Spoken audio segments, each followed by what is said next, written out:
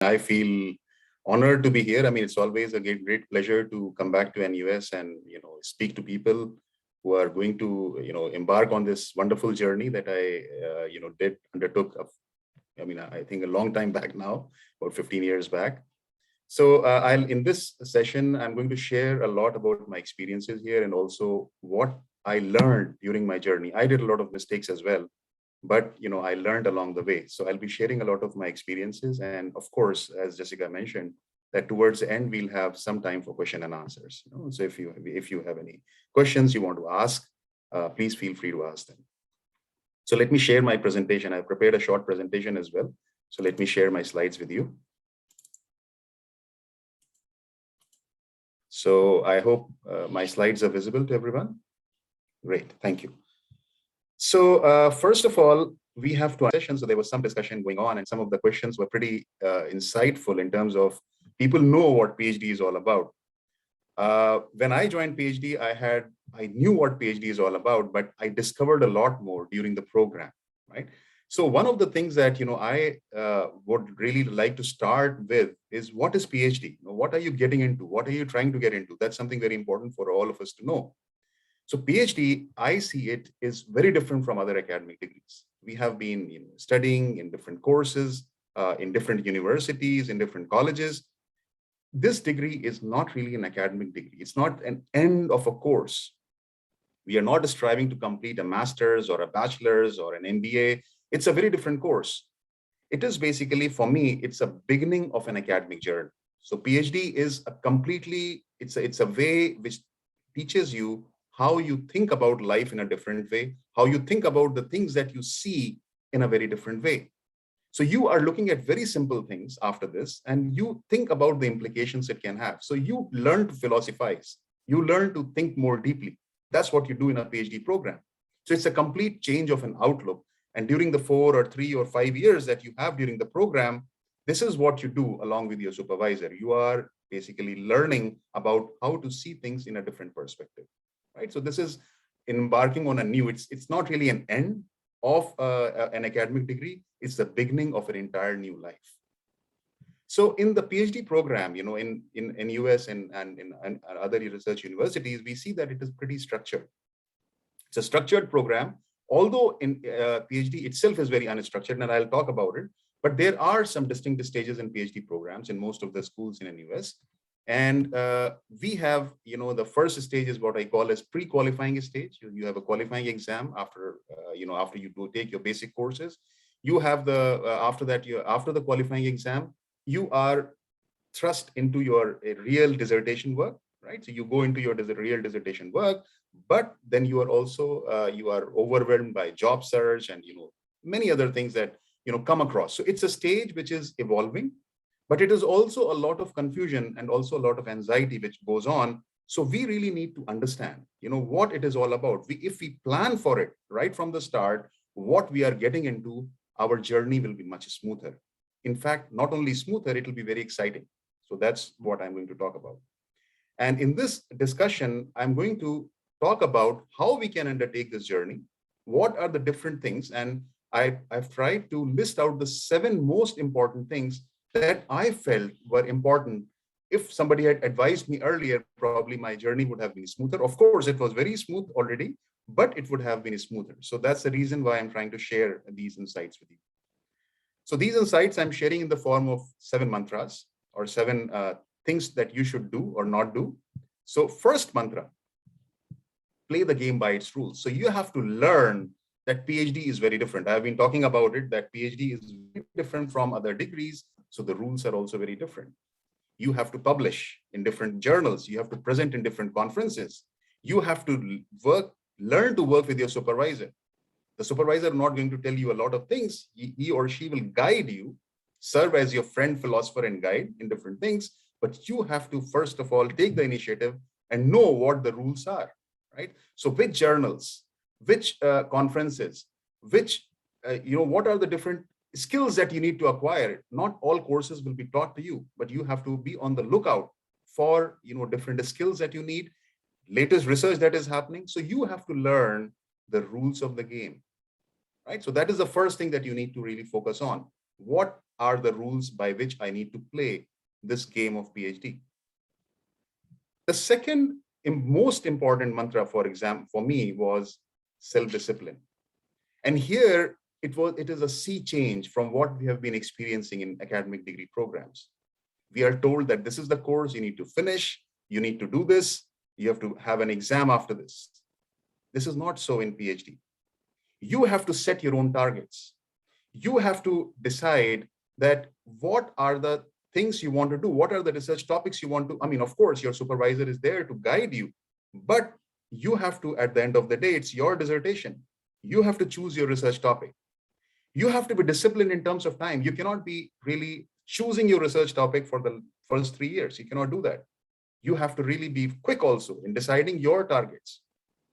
One of the things I used to do for being disciplined was I used to target some certain conferences for my research papers. And this used to be a good incentive for me to send my research out or a portion of my research out to some of those conferences, right? But you can develop your own heuristics or your own measures, but you need to know that there is no one to monitor you. You are on your own, right? Sounds actually pretty exciting because you have complete freedom, but complete freedom is also something which is very scary because it means that you really need to plan everything out, right? So it comes with a lot of responsibility. So this is, I think, very important. Self-discipline is very important for you. The third thing, which I think is very important, and a lot of us come, at least I came to the PhD program with this view that I have to change the world. I have to do something really exciting. I have to do something really amazing. Of course, we do amazing things in research, but remember that research comprises two words, re and search. It is not about an invention. It's not about a discovery. It's about researching something, which means that you have to know what the literature is. You have to push the boundaries. You don't really need to discover something new. If you do, that is very good. That is excellent. But you need not panic that I am not really contributing enough, right? So initially, I was doing this mistake. I was trying to put all the variables that I could think of into my research models. I was thinking that I have to, come up with this all-encompassing, brilliant model. But this is not what was expected from me. I realized my supervisor said that this is not, what you need to do. You need to focus on a specific area, push the boundaries slightly, make your impact, and that's it. You don't need to panic that you're not contributing enough, right? So this is the third thing, that what you do has to be in relation to the literature in your specific field, rather than actually working in a vacuum and armchair theorizing, right? So this is the third mantra. The fourth mantra, and this I think is very important, for a PhD student, is that we are on a journey which is very lonely. We are all alone, and all of the, I can see that, most of the professors, must be, who are in this forum, they must be smiling that this is something that we all have experienced. It's a journey which we take on alone. It's very lonely out there, which means that you have to do something to remove this. We have all experienced this during the, during, COVID times. All of us have been forced PhD students, for some time. We have not been interacting with a lot of people, not mixing around. You need to find your balance, which means you need to decide consciously that you need to do things apart from your studies. It cannot be only studies. All work and no play makes Jack a dull boy. I mean, as they say, right? Same here. So I used to find respite in three things. So one was meditation. I used to do a lot of meditation. That helped me a lot. The second thing I used to do was watching movies. Of course, not on Netflix. I used to watch movies in theaters, and Singapore has pretty good amount of theaters, which I believe are reopening now after the COVID crisis. So I used to visit a lot of theaters. Third thing, which I really used to do as a ritual, and which was very refreshing for me, was sports. I used to, play, there are a lot of facilities in NUS for games and sports. And I was a regular using of the squash courts over there. I competed at the, university level squash tournaments as well. And, it was very exciting, a big relaxation for me away from, from my books. And when I used to go back to my research papers after my, after my games or after my movies, I found that I was more creative. So that's just a kind of, you can say it's sharing about how you can, improve your creativity by actually playing more. So playing is really important. Playing or doing something else is very important. Fifth mantra. This is a lonely journey. It doesn't mean that you don't really need to interact. You need to interact. Academics is also a world where you are expressing your ideas. You are trying to make an impact, which means that you have to really show your network that your idea is worth being published. Your idea is making a difference. It is making that slight dent in the boundary of the field, right? So which means that you need to network. And here, actually, NUS helped me a lot. I was attending a lot of conferences. I was sending out papers, attending a lot of conferences, and this helped me a lot during my job search process. When I was looking for a job, I was looking for a research school. This networking, which I did, during my days as a PhD student, was very helpful. So don't wait, to wait for your qualifying exam that I will send my papers out only after that. Try to take up these mini projects. Try to send out, papers to conferences. Try to meet around people. Don't be in a corner. I know it's a lonely journey. You might be an introvert. Try to force yourself, come out of that shell, meet people, express your ideas. That's very important for being, really successful in PhD. Sixth mantra, which I feel is again, I think is very important, is again, it relates to the fifth mantra also, which is about collaborating with your peers. You learn a lot from your peers and from your world around you. You have to tell them, you have to advise them, you have to give feedback to them. You have to learn from them also. You learn from them when you give them more. You deserve to receive. I mean, that's a key message. Deserve to receive, which means that you need to give as much as possible. Try to be really excited about your research. Try to share your research. Try to help out people. So as I said, a lot of tools and techniques are evolving so much, especially in business management research. We are having a lot of tools and techniques. We are having business analytics now. We are having so many things that we are doing at the cutting edge. We don't learn all these things, in the school directly. We have to learn this through our peers, through the latest research papers. I still remember the cohort that I had during my days at PhD. We learned from each other a lot. Somebody was an expert in econometrics, somebody was expert in experiments. We used to discuss our ideas, see how we can actually learn these different, tricks, for different methods. All these things we learn from each other. So share so that you deserve to receive from others, right? So this is again very important thing for PhD students, aspiring PhD students. And finally, I still remember the day when I joined the PhD program at NUS Business School.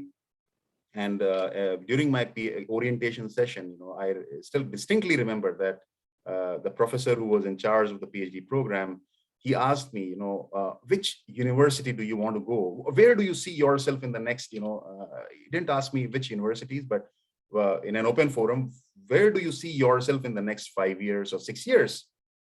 And people, talked about different things. I said, I want to see myself in a good research school. I didn't say the best research school, but in a good research school. And so I, what would I suggest that you set your dreams high, set, your ambitions, your targets high. But it doesn't mean that you keep on thinking about your target. You have to think about doing things in small steps. Right? So Rome was not built in a day, as I say, right? So you have to start looking at every step that contributes to that big goal, right? It doesn't mean that you don't dream. You dream, but take one step at a time.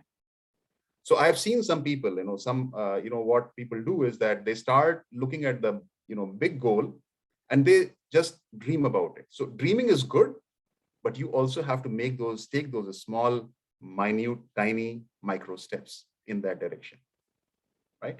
So this is the seventh mantra, that set your targets pretty high, whatever you are interested in, whichever school you want to target, whichever school you want to go. Don't limit yourself that, I won't be able to make to that school. You can, of course you can. you'll be in one of the best universities in the world. So finally, I mean, to sum it up, I know we have very limited time, so I'll just try to sum it up. What is PhD? So PhD for me comprises 3 letters. So persistence is very important. You have to be very persistent in what you're doing. And you have to, of course, it is a lot of hard work and dedication, but dedication also means that you have to love what you do.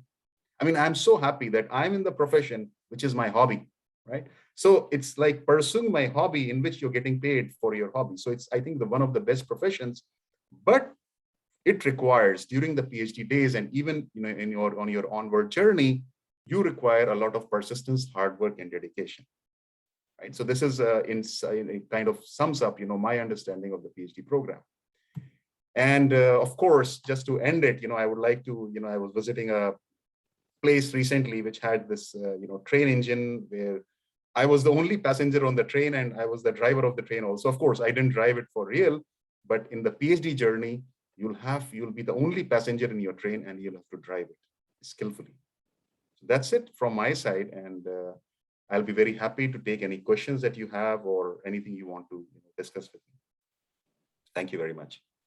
Great, thank you so much, Shirish. I think the advice that you gave, really struck a chord for me. I think many of the things that you said sort of are very, very true.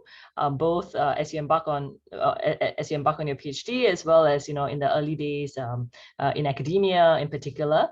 So we do have a bit of time for questions. We have about 10 minutes for questions. And so, I would really encourage anyone out there who's thinking of doing a PhD, particularly at NUS, to sort of take this opportunity to ask any questions that you might have to Shirish. So again, feel free to either type your questions in the Q&A forum, or even better to sort of use the raise hand function. I will unmute you on my end, and you're more than welcome to pose your question directly. So are there any questions? So if there are no questions, then maybe I can start one off. I think it's always interesting, particularly, to this audience, what do you think, in your experience, both at NUS, when you think back, when you were considering PhD programs, as well as now, as a professor at RCC, like, what are some of the, what do you think are some of the most important considerations that, you feel that one should have when trying to decide whether to do a PhD and where to do the PhD? From your own experience. So first of all, I think this question is actually is very interesting, because it forced me to think. I mean, how did I decide about for getting into PhD? So there are 2 things. First is you have to decide whether you are prepared for doing a PhD or not. Right. So that's the first thing. And the second question, which is related to this, is where to do the PhD from. So I think the first question is very important, because PhD is something which requires a lot of, as I said, persistence, hard work, and dedication.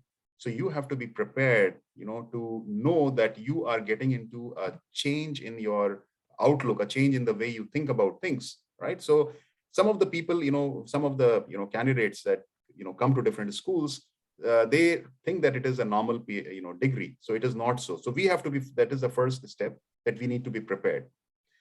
Once we are prepared to take the plunge, which is a lot of opportunity cost. I came from the industry. I had done my MBA before, and then I was in the industry. So it's a lot of opportunity cost also when you come to PhD, because you are on a stipend, if you are lucky, or on some other scholarship. So there is a lot of opportunity cost involved. So first of all, your decision about making a PhD or not doing a PhD is very important. The second step, what you should actually do when looking at for a program, what are the qualities you should look for? I think the most important thing is look for 2 things. First is the supervisor. Who is going to be your supervisor? Is the supervisor supportive? I think those are the things which are very important. The second thing is the support from the school. So school support is very important, especially I mentioned about, it's very important for you to network, for you to attend conferences, for you to have, the right resources, which I think is very important. And I think on these 2 fronts, I had full support from my supervisor, Professor Thompson Teo. He was very helpful in actually getting to what I wanted to achieve, always supportive of the things that I wanted to do. And school was very supportive, in terms of providing, my funding for my conferences, for supporting my research in different ways, providing me tools, software tools, whatever things I needed. So I think these two things are really important. Great, thank you so much. On the subject of PhD supervisors, there was a question in the Q&A forum that I think relates directly to that. This is a question from Ifan, who is wondering whether you and I have any advice for working with supervisors, and how can students give back to really helpful supervisors? So I'll let you take the question first, and then I can chime in also. Right. So yeah, so this is, I think, all supervisors are different. I mean, they're not the same. But I guess what you should look for in a supervisor, first of all, the supervisor needs to be interested in you. I think I was listening to some of the conversation towards the end that it was encouraged that you should get in touch with people, when you're applying for a PhD. So I think it is important that the supervisor is also interested in you when he or she actually starts working with you, because it's a lot of time and effort which the supervisor puts in tacitly and directly as well. So I think that person has to be interested in you. That is the first thing. The second thing, which is important for as a quality in the supervisor, is more of a support. I'm not saying that it has to be he or she has to be he has to be available for you whenever you need him or her. The availability part is really important. So you can, talk to other students, talk to the faculty members who is really willing to devote the time and make your judgment. Jessica, you want to say something? Yeah, no, so I think that's definitely very true. I think, in terms of finding a supervisor, it's like any relationship, right? Whether it's with a friend, whether it's with a partner. And so, the PhD journey, although, one has to drive your own train and sort of take charge of your own journey, the supervisor is very, very key, because that's going to be your co-driver. That's the person that's going to show you the directions, is going to show you the route. And so you really want to find somebody that you can relate to and that you can connect with. And this is not to say that, that there could be somebody on paper that looks like, he shares your research, he or she shares your research interest, but it really, you have to talk to that person to see if you can connect. And, that sort of connection is beyond just sort of, is it somebody that, you can understand, that you feel very comfortable being able to sort of, help direct your journey. So that's the most important thing. And it doesn't mean that everybody you meet is will be a great supervisor. So you in some sense, that's the point of the first and second year. It's for you to really sort of look around, talk to various people to see who is somebody you feel very comfortable working with. Now, once you've identified that person, the other piece of advice that I would give, in terms of establishing a healthy supervisor relationship, is that it's sort of a two-way street, right? So many of us are in the profession because we want to supervise students and we enjoy talking to students about their research. And on the students' end, I would say that I think, at least for myself and for most people I meet, the most important thing is also for the student to be very receptive and responsive. So, supervisors put in time, and so what they really want to see is that you take in their suggestions seriously. It doesn't mean that you accept all their suggestions, but at the very minimum, I would say a very good student will come back to my office and be like, oh, the last time we spoke, you had suggested the following X number of things. I went back and I thought about X number of things, and really, I think these are the things that this is where I have gotten in terms of thinking about your suggestions. These are the ones that I feel that can be implemented. These are the remaining ones that I feel that, after much consideration, I think they don't really make sense. And, so in that sense, by being responsive and receptive to suggestions, that sort of makes for sort of a good two-way relationship. I think supervisors in particular don't like situations where students, you spend all the time telling students your ideas and they sort of come back and, sort of completely didn't even think about what you suggested. So I think that's sort of, on my end, what I think makes for a good relationship. Okay, there are a couple more questions. I think the first is, Shirish, can you see the questions in the Q&A? Let me, yes. So there's a question by Kaisen, I think, about from your experience, what are some of the key lessons or advice you have for students on how they can proactively prepare for submitting and publishing papers and attending conferences? So putting themselves out there.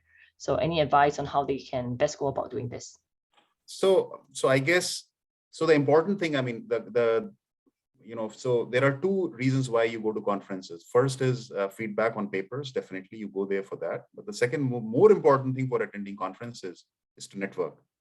So I believe it is important, like some of the conferences I still remember, we were always racing against time as PhD student, like Academy of Management Conference or International Conference on Information Systems. These were the top conferences in our field. We used to be rushing with, against time, trying to submit a paper somehow, because we wanted to get there, to actually network with people. So my suggestion would be not to really wait for a perfect piece of research before submitting to conference. You can do it later. After the conference, you can polish it, submit it to a journal. That's a different issue. But for conference, I think you should really try to attend as many conferences as possible. I don't know if I've answered your question fully or not, but feel free to ask me anything else. Great. There is another question by Mac, actually, specifically related to whether NUS is a joint program with Ashish. So I think. So I know that, NUS has, it doesn't have a joint PhD program, but I guess, there are, ways in which you can work with people from outside. I think NUS strongly encourages you to work with, co-authors or, co-supervisors from different schools. I'm not sure about the policy, but I guess you need to check with the, the dean's office, and I think Jessica is here. She can probably answer that better. I'm not aware of a specific NUS Ashish program, but I think like what Shirish mentioned, if for whatever reason, you've identified someone that you are interested in working with, whether a faculty member or otherwise, I think in consultation with your supervisor, I think arrangements can certainly be made. I think NUS has a lot of other joint programs with other universities. So I think you can go to the NUS Graduate School website to check out some of these other joint programs. So these are really, quite specific things. So I think they are probably best directed to the business school if you're interested in a PhD there, to further investigate what other joint programs that they might have. Yeah. So for graduate programs, I'm aware that there is a SEMS program, which is there in NUS, where it's a consortium of different, we get a lot of students from NUS every year. So that's a master's program, not a PhD program. So I guess there are some certain programs where there is an overlap, but I guess you need to find out more from your right. And actually, more generally, the graduate school, the NUS graduate school, actually very much encourages sort of co-supervision, between NUS faculty members and faculty members from top universities overseas. So again, I think this is done sort of in consultation with your supervisor. But certainly, as I've mentioned in the previous forum, the PhD program at NUS very much exists, to sort of create opportunities for you. And so if you find that for your own research, it's very useful to sort of work with somebody at NUS as well as somebody in another university overseas, the faculty as well as the university really tries to create opportunities for doing so. So there would be grants, conference grants. There would be grants for you to be able to spend time in various institutions if that is beneficial for your PhD studies. And that's very much done on sort of an individual case-by-case basis. So feel free to explore that as something when you're in your PhD program. With that, the time has passed really quickly, but I think that sort of underscores, the fact that this is a very important topic that I'm very glad that you were able to share your advice, to share your advice. So thank you so much for joining us at this forum. And again, we're delighted to see that that you've done really well. And thank you so much for sharing with prospective students. Thank you, Shirish. Thank you very much, Jessica, and thanks for this invitation. It was really exciting to actually come back to NUS and talk to the prospective students. Thank you very much. Thank you very much.